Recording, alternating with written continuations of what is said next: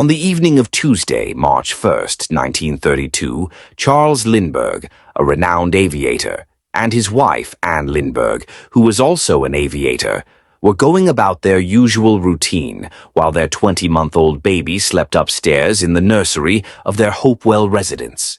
The household staff had completed their tasks, and the baby's nurse was taken aback when she discovered that Charles Lindbergh Jr. was missing from his crib. She immediately raised the alarm, causing a commotion among all the residents of the house. Charles Lindbergh Jr., the first child of the aviator couple, had been kidnapped. Hopewell, located in Mercer County, New Jersey, has a rich history dating back to the 1700s. Established in 1748 and incorporated in 1798, the township is known for its warm summers and cold winters, making it a popular destination. With a population of just over 17,000, Hopewell is considered one of the safest places in the United States, with a crime rate lower than 86% of American communities. The likelihood of falling victim to a crime in Hopewell is 1 in 316. Despite its reputation for safety, Hopewell was thrust into the spotlight as the site of the infamous crime of the century in 1932, when Charles Lindbergh Jr. was abducted. Charles Augustus Lindbergh was born on February 4, 1902, in the bustling city of Detroit, Michigan, to Charles August Lindbergh and Evangeline Lodge Land Lindbergh. Lindbergh Sr. embarked on a journey to the University of Wisconsin-Madison to delve into the world of mechanical engineering. However, his passion for flight led him to Lincoln, Nebraska, where he sought flight training at the renowned Nebraska Aircraft Corporation's flying school. After honing his skills, Lindbergh ventured into the world of barnstorming to sustain himself financially. In 1923, Lindbergh invested in his first aircraft for a mere $500. Subsequently, he soared through the skies, captivating audiences with his solo flights and daring aerial stunts. Yet, Lindbergh's thirst for excellence was insatiable. He enrolled in the rigorous year-long flight training program offered by the United States Army Air Service in San Antonio, Texas. Graduating at the pinnacle of his class, Lindbergh commenced his service as a U.S. Army Air Service cadet in 1924. The following year, in 1925, he ascended to the rank of second lieutenant in the Air Reserve Service Corps. Lindbergh's exceptional performance in the military led to his promotion to captain. By 1926, Lindbergh was on the path to realizing his dreams, but his legacy as an aviation icon was solidified when he achieved the remarkable feat of being the first man to solo non-stop across the Atlantic. The arduous 33-and-a-half-hour flight commenced on May 20th, 1927, and culminated on May 21st, 1927, as Lindbergh gracefully landed in Paris after departing from New York, covering a staggering distance of 3,600 miles. His triumph reverberated across the nation, with newspapers documenting his every move and numerous articles extolling his excellence. Some hailed him as the Flying Fool, while others revered him as a genuine hero. On December 21st, 1927, Lindbergh crossed paths with Anne Spencer Morrow during a goodwill tour in Mexico City, graciously extended by her father. Anne, born on June 22, 1906, was the daughter of Dwight Morrow, a partner at J.P. Morgan and Company, and Elizabeth Cutter Morrow. Born and raised in Englewood, New Jersey, and later gracing the vibrant streets of New York, Anne's early education began at the Dwight School for Girls, culminating in her graduation from the Chapin School in 1924. With aspirations of soaring through the skies as an aviator, she was thrilled to meet the legendary Charles Lindbergh, who took her under his expert guidance. Their bond blossomed, leading to a romantic union on May 27, 1929, at the Morrow Estate in Englewood. The couple celebrated the arrival of their firstborn on June 22, 1930, a son they named Charles Augustus Lindbergh Jr., affectionately dubbed Baby Lindbergh by the public. The media frenzy surrounding this event was immense, as the nation embraced the child as if he were their own, affectionately nicknaming him Baby Lindy. Seeking tranquility away from the relentless gaze of the public eye, the Lindberghs relocated in 1932 to a grand estate nestled in the serene isolation of Hopewell, New Jersey. By that time, baby Lindbergh had transformed into a delightful toddler, with his golden curls and striking blue eyes captivating all who beheld him. On the crisp evening of March 1st, 1932, the family, accompanied by their loyal dog and the ever-dutiful butler, Septimus Banks, settled into their Hopewell residence. Betty Gow, the devoted nurse to baby Lindbergh, was also present. Although the estate was still undergoing some construction, the family had extended their stay due to the child's recent illness, as Anne wished to avoid travel until he had fully recovered. As the clock approached 10 p.m. on that fateful night, Betty inquired of Anne whether she had baby Lindbergh close by. Anne emerged from her bath, her skin glowing with the soft light of the candles that surrounded the tub. She gracefully informed Betty that the baby was not in her care. Betty, having completed her duties, swiftly ascended the grand staircase to check on baby Lindbergh. The routine set by his father dictated that the child be placed in his crib in the nursery by 8 p.m. each evening, with no one permitted to enter until 10 p.m., regardless of any cries that may be heard. Lindbergh believed this strict regimen would toughen his son, whom he perceived as fragile. Upon reaching the nursery, Betty was met with an empty crib and a sense of panic that gripped her heart. Hastily descending the stairs, she alerted the other members of the household to the distressing situation. Betty's mind immediately jumped to the possibility that Lindbergh was playing a cruel prank, hiding the baby somewhere within the vast estate. Known for his mischievous sense of humor, Lindbergh had previously staged elaborate jokes, such as pretending the baby had been kidnapped. The family remained in a state of unease until Lindbergh finally revealed the hidden baby, bringing relief to all. However, this time the situation was far from a jest. Baby Lindbergh had truly been taken. Lindbergh wasted no time in contacting the authorities, summoning the New Jersey State Police to the estate. As the police combed the grounds, Lindbergh himself discovered a ransom note addressed to him in the nursery on the second floor. Not far from the estate, a pair of makeshift ladders were found, recently constructed and left near the road. The ladder, split into two parts for easy transport, had left marks on the nursery wall, indicating the kidnapper's entry and exit. The police quickly deduced that the criminal had used the ladder to access the nursery, leaving behind a chilling trail of evidence.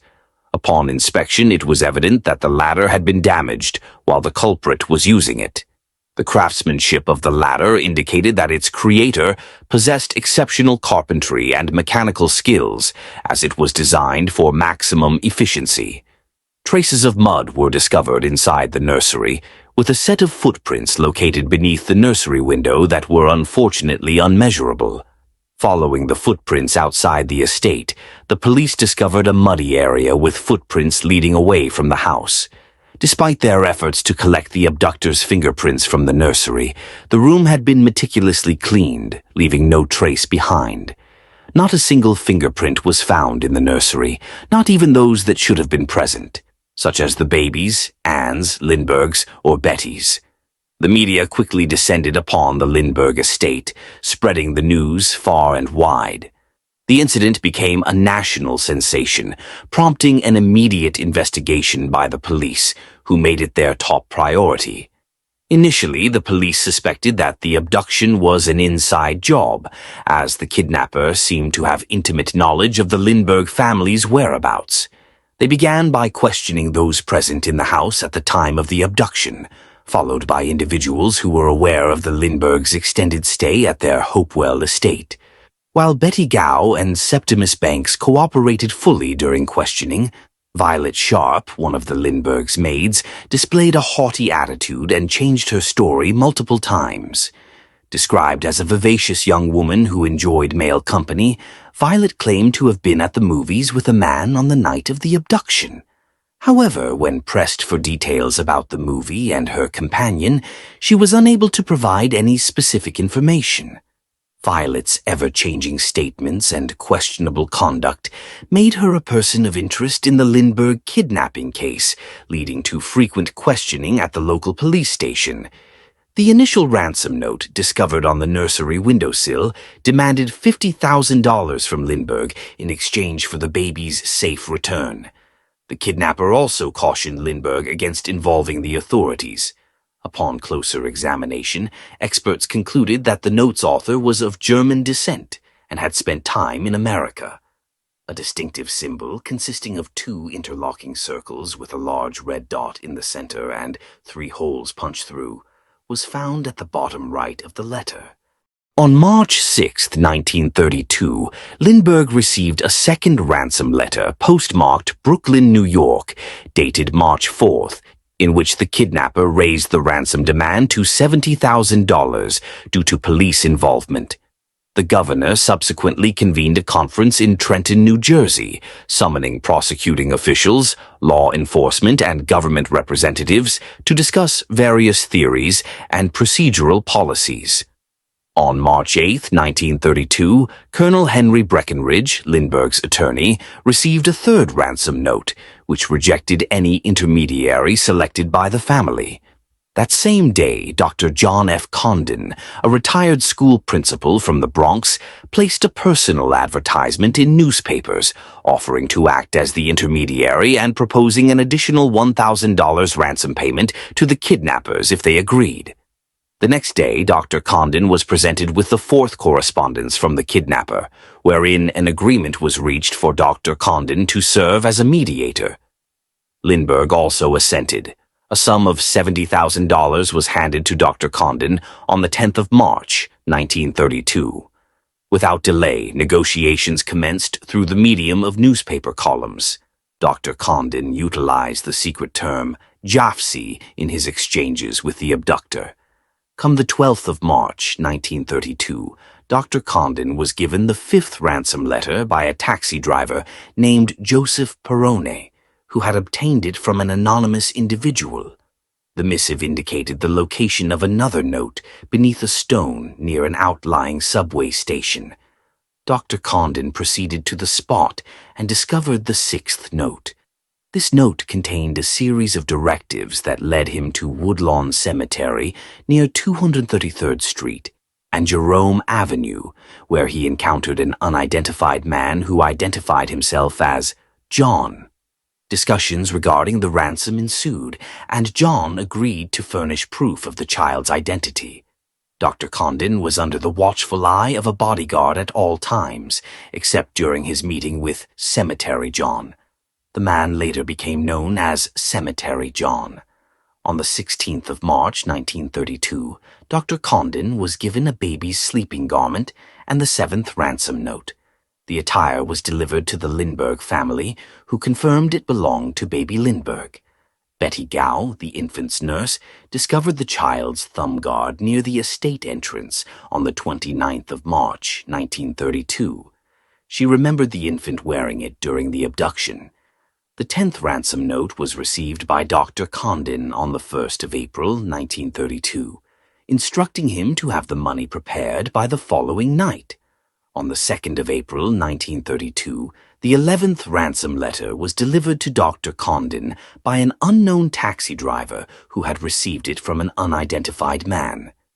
This letter directed Dr. Condon to the location of the 12th ransom letter, which he found beneath a stone in front of a greenhouse at 3225 East Tremont Avenue, Bronx, New York.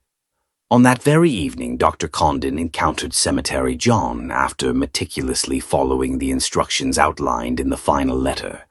Dr. Condon proceeded to hand over the agreed-upon sum in exchange for a receipt and the 13th note, confidently mentioning his whereabouts on a vessel named Nellie, docked near Martha's Vineyard, Massachusetts. During one of Dr. Condon's subsequent visits to meet Cemetery John, Lindbergh accompanied him, choosing to remain in the car where he overheard the stranger's voice calling out, "Hey, Doc!" The subsequent day saw a joint effort by the police and the FBI to meticulously comb through the area surrounding Martha's Vineyard, both inside and out, yet no trace of baby Lindbergh was found. The unfolding events surrounding this heinous crime were undeniably shocking, leaving an indelible mark on the public consciousness, but the true bombshell was yet to be revealed. On the fateful day of May 12, 1932, a truck driver named William Allen stumbled upon the partially buried and severely decomposed body of baby Lindbergh approximately 4.5 miles southeast of the Lindbergh residence, just 45 feet from the highway near Mount Rose, New Jersey, in Mercer County. The skull exhibited a puncture wound on the bottom right side and a fracture on the left side. The subsequent autopsy revealed that the child had perished around 2 months prior, strongly suggesting that the child met his demise on the very day of his abduction.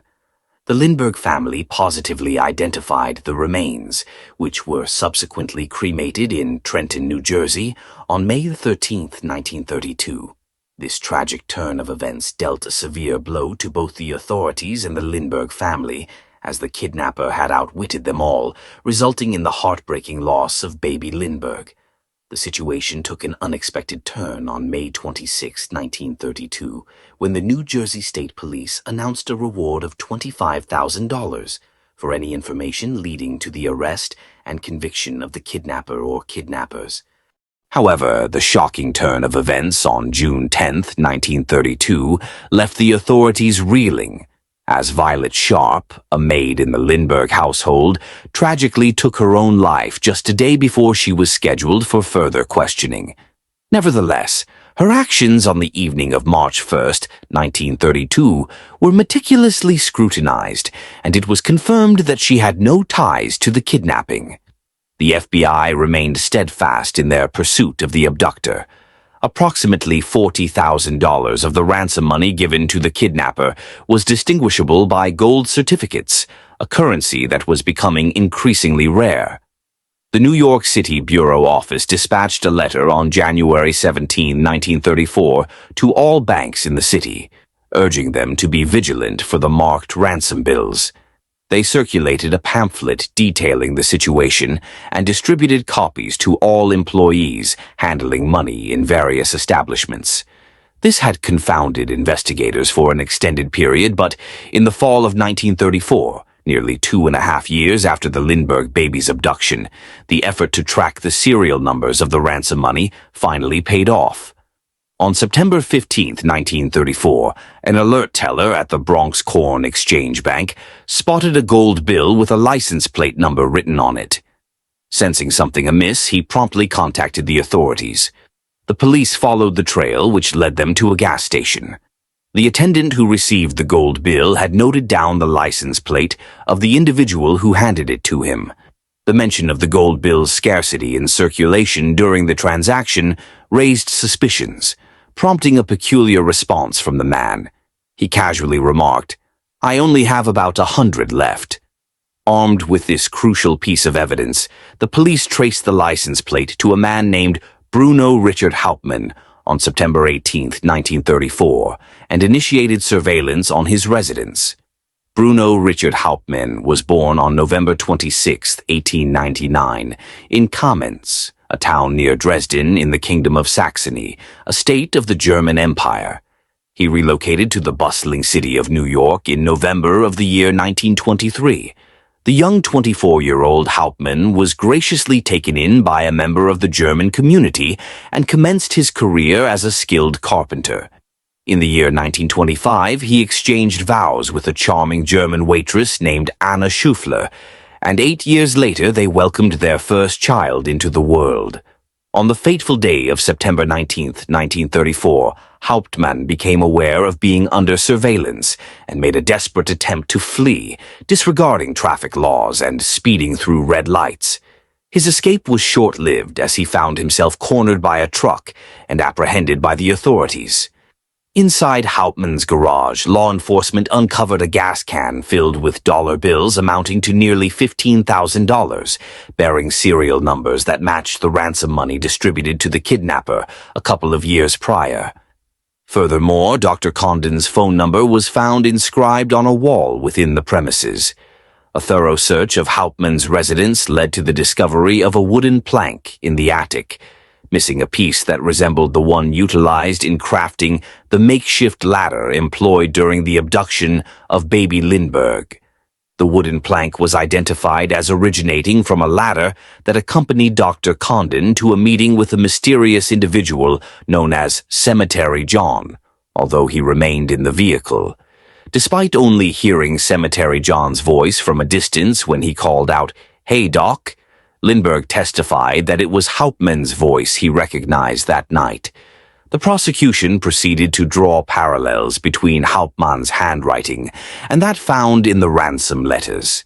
Handwriting experts observed a distinct start and stop quality in all the letters, despite attempts to disguise the true handwriting. Notwithstanding the efforts to conceal the writing style, there were noticeable similarities that persisted across all the ransom letters. Additionally, the experts identified certain stylistic features present in the notes. The term police was mentioned 13 times throughout the letters, revealing a remarkable consistency in the peculiar manner in which the capital P was crafted. The word boy also stood out, particularly due to the open design of the O, which resembled a U. This distinctive feature was evident in all the ransom letters. However, what captivated the experts most was the striking representation of the letter N, which appeared almost entirely reversed. Additionally, the capital D exhibited a unique flair. Such consistencies, coupled with the deliberate effort to obscure the handwriting, led experts to deduce that all the letters originated from a single individual, likely a native German speaker. Upon scrutinizing Hauptmann's authentic handwriting alongside the letters, they confidently asserted, "There's no doubt, I believe, but this is the writer of the letter." The subsequent challenge for the prosecution was to establish that these letters were indeed penned by Bruno Hauptmann. The police meticulously compared Hauptmann's journal with the ransom letters and discovered that the word boat was misspelled as bode in both the ransom letter and Hauptmann's journal. Further similarities, such as the open O, the laterally inverted N, and the elaborately styled D, pointed towards Hauptmann's involvement. Despite the overwhelming evidence suggesting his participation in the abduction of baby Lindbergh, Hauptmann steadfastly proclaimed his innocence.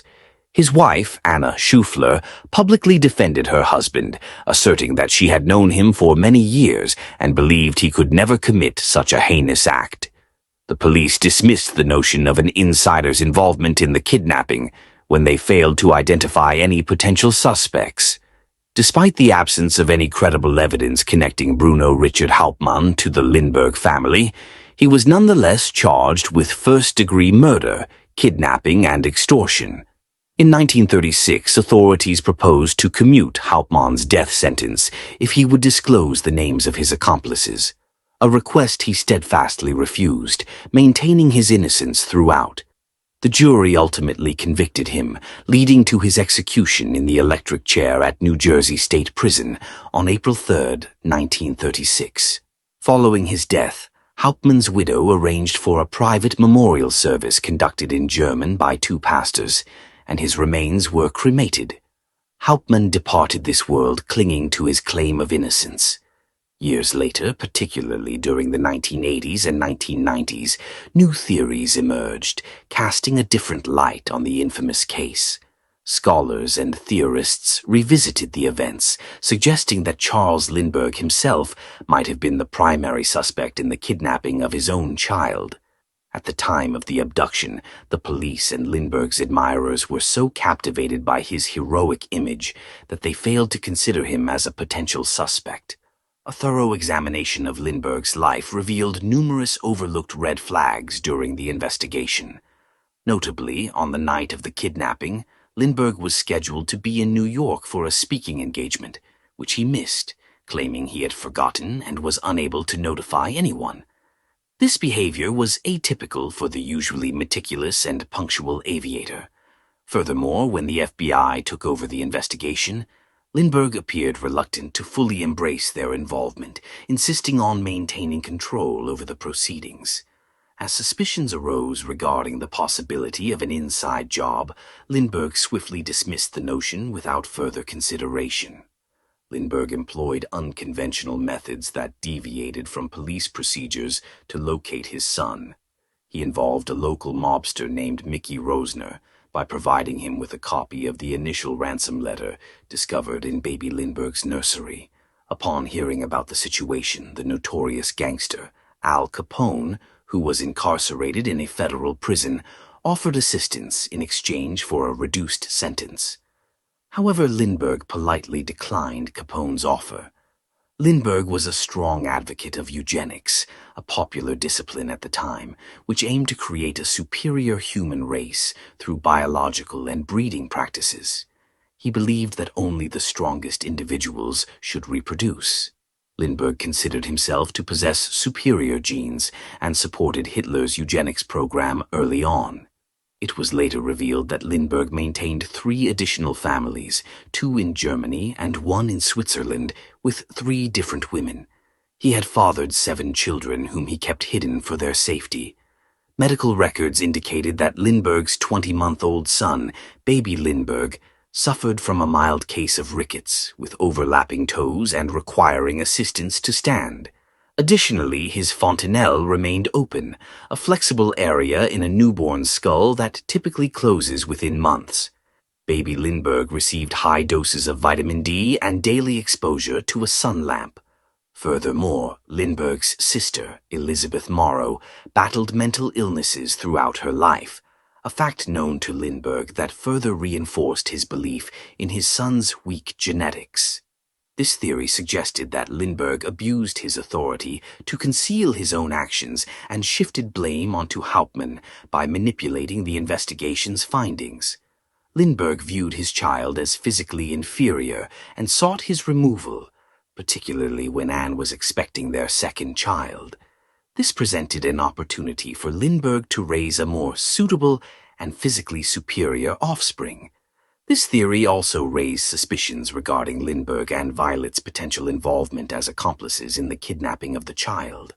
While Lindbergh opted to remain at home that evening to ensure the nursery's security, Violet took the baby with her. It remained unclear whether Lindbergh had any intention of causing harm to his child. Another theory proposed by Violet Sharp suggested that she might have been both Hauptmann's accomplice and his lover. Given that the kidnapper had precise knowledge of the nursery's location, it was believed that assistance from someone familiar with the family and the Hopewell estate was likely. Violet was among the very few individuals aware that the child would be at Hopewell that night, and she was also knowledgeable about the house's layout and the nursery's position. Her reputation was tarnished due to her relationships with several men, leading to suspicions of a connection with Hauptmann, who, despite his marriage, was known to engage with other women. The kidnapping of the Lindbergh baby appeared to align with her circumstances, as the ransom could have provided her an escape from her life as a servant and a chance to start anew. In this scenario, theorists speculated that the child's death might have been accidental. The unexpected and surreal nature of this case left many in disbelief, prompting a reevaluation of preconceived notions about human behavior. Charles Augustus Lindbergh, Jr. was a charming young boy whose life was tragically cut short by a predator. His abrupt loss plunged his family into trauma, a burden they carried for the rest of their lives. Recent developments in the case of baby Lindbergh have rekindled interest and raised numerous questions that were previously overlooked during Hauptmann's conviction. It remains uncertain whether Hauptmann was truly responsible for the abduction and murder of baby Lindbergh. The authorities and a team of detectives are diligently working to solve this case and uncover the truth behind what happened on that fateful night in 1932. Even if Hauptmann was not the perpetrator, it is crucial to exonerate any innocent individuals involved. The Lindbergh case has been a complex and intriguing mystery that has captured the attention of the public and continues to pose challenges for investigators.